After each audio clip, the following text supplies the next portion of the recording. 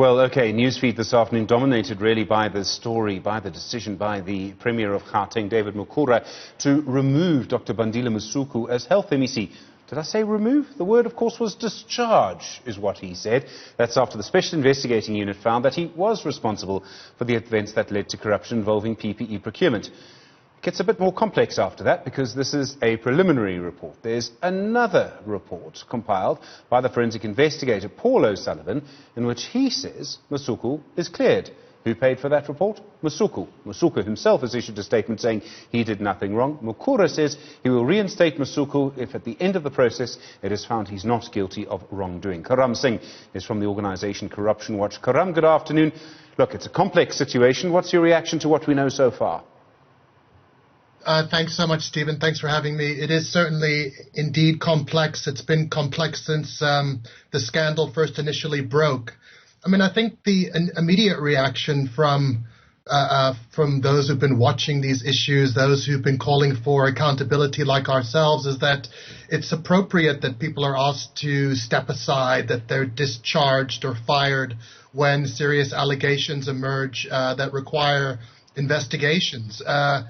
These investigations take some time, and it's not uncommon for people to be asked to step aside and sometimes to lose their positions when these things happen. I think the Premier was clear if ultimately the MEC is cleared with the final report, then perhaps he'll get his position back. But I don't think we're seeing a case of rough justice from our perspective at this stage.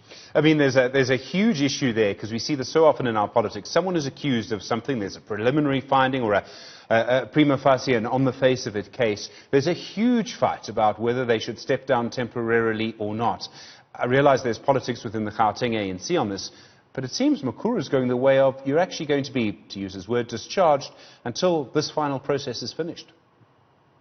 Look, I think it's a bold decision by the Premier. It may end up in the end when the final report comes out that he had gone too far. But I think from our standpoint, from civil society looking back in, we want to see consequences. We want to see consequence. We want to see accountability, and politicians.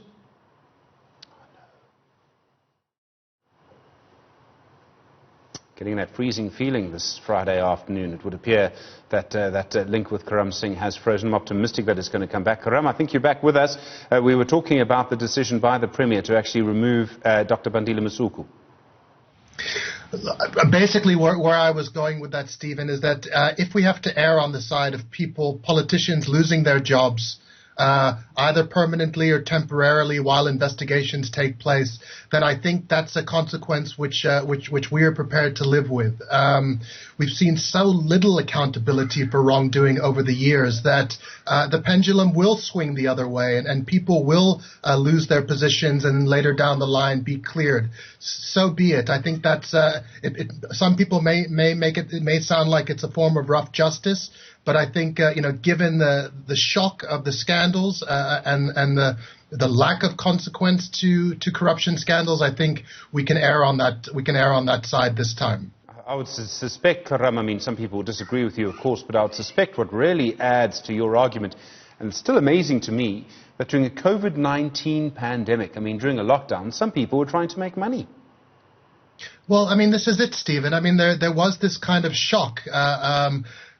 From our side, we weren't that shocked because we had said we had anticipated that it was going to come because of the relaxation of the procurement rules and because of the lack of capacity currently and lack of transparency around the way procurement functions. So, but absolutely, I think there is an outrage, and I think that outrage has filtered through to the rhetoric coming out of the president and from the NEC. And we need to see consequences. If the MEC is cleared in the end, by all means, he can take his position up again as MEC. But people being asked to step aside, people being fired while investigations take place, I fear that maybe that's going to be the new normal that we need to move towards. Well, I mean, there's so many conversations to have here around what some people have called over the years a culture of corruption. I don't know if that's the case or not, although you could argue that people making money during a pandemic points to a culture of corruption. To change it, you need a society that is so outraged that those in power are scared of losing power. Is this that moment, that tipping point? It might be the beginning, Stephen. It might be the beginning. I think I don't know if we've gone fully over yet. I think the arrests we've seen over the last couple of weeks have been incredibly encouraging. But again, that's just the beginning of a long process. We have to see successful prosecutions now. I think there is a level of outrage, but I think that outrage has been with us for a long time. I think it's only when political parties that are accused of corruption are voted out of power, where I think we can maybe point to a real tipping point. But perhaps we're at the beginning of a new era, and we're turning a page. I think what's happening from law enforcement, the response from the criminal justice system, and the consequence of people losing their positions is encouraging in this moment. There are also, I would suggest, several sort of levels of this. At the top, you would have complete impunity. You can do what you want if you're in power. No one's going to stop you.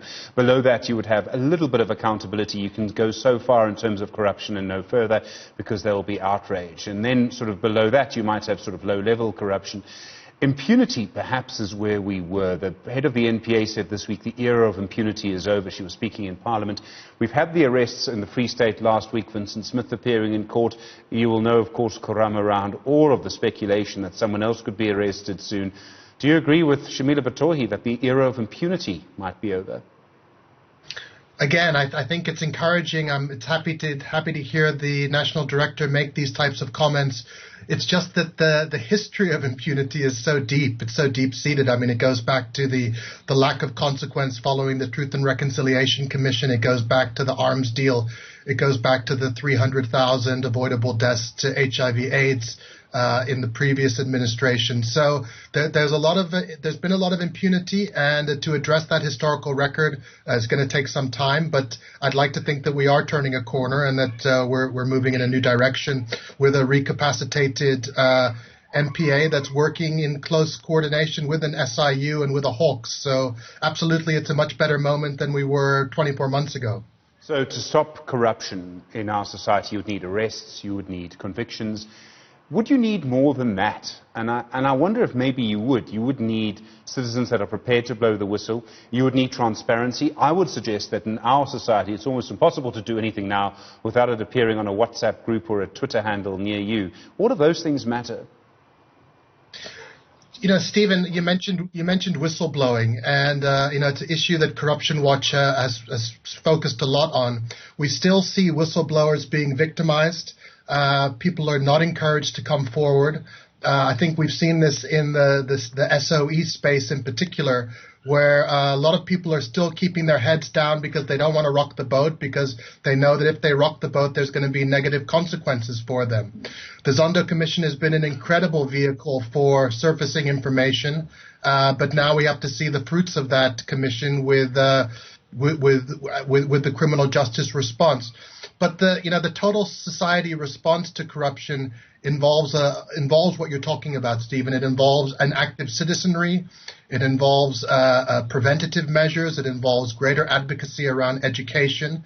And it involves ensuring that we have some kind of minimum anti-corruption standards in place within all public entities, whether it be municipalities, state-owned entities, provincial departments, and national departments. We have a lot of democracy. We have a lot of government. We have a lot of accounting officers. And so our system is vulnerable. And that culture has seeped in. So, it's gonna take some time to turn it around. Karam Singh, worthy fight. I'm sure you'd agree. Thank you very much indeed from Corruption Watch.